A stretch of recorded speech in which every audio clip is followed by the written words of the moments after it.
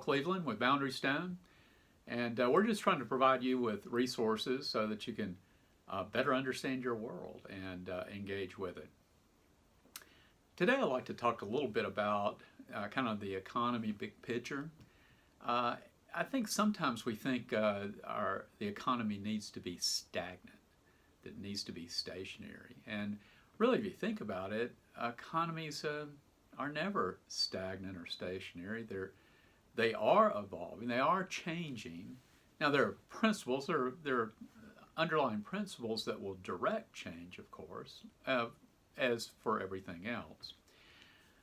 But let's talk a little bit about how it is that change comes about. And really, change for the better comes about when people are left free to engage in economic activities based upon how they see things and what they think would be better or worse. Because at the end of the day, see, all people are trying to offer something in the marketplace that costs them less relative to what people are willing to pay for it, so that they can make a profit from it, and then based upon that profit can pursue their own ends, their own dreams, and that sort of thing. And so entrepreneurs are going to drive the process, and that's a good thing for us because it means that things will change in ways that are beneficial to each and every one of us. Just a few examples.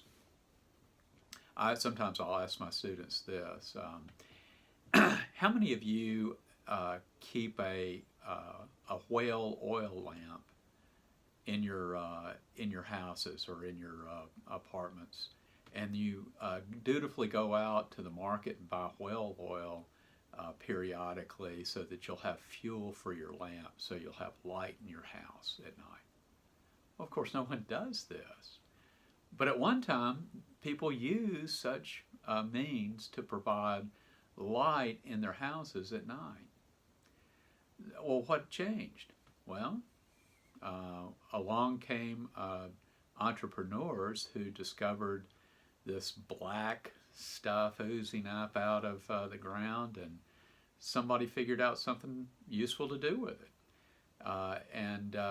Now think about this: before petroleum was used to produce kerosene that then could be used in lanterns and provide a much cleaner, much better fuel for lighting lanterns for their homes, people were using the whale oil. Now think about that whole process. Before somebody discovered how to refine crude oil and make kerosene, which was a better fuel, no one would have thought a West Texas rancher with one pond on his ranch and this black stuff bubbling up out of that pond, no one would have thought he was rich. I mean, there are no fish in that pond. The cows can't drink the water. If you get it on your clothes, you'll never get it out. And if it catches fire, forget it. It's going to just burn incessantly. I mean, your neighbors would have thought you were impoverished by that. Then you would have considered it a pollutant. But now that somebody figured out something useful to do with it, well, they drilled it out, got it up to the surface, and put it through that refining process, and all of a sudden we have a useful product, the kerosene. Now, nobody uses kerosene for light today, for lanterns, except maybe when they go camping. But what do we use now? Well, we use electricity. There was that other inventor, Thomas Edison, who came up with a light bulb, a better idea, a better deal.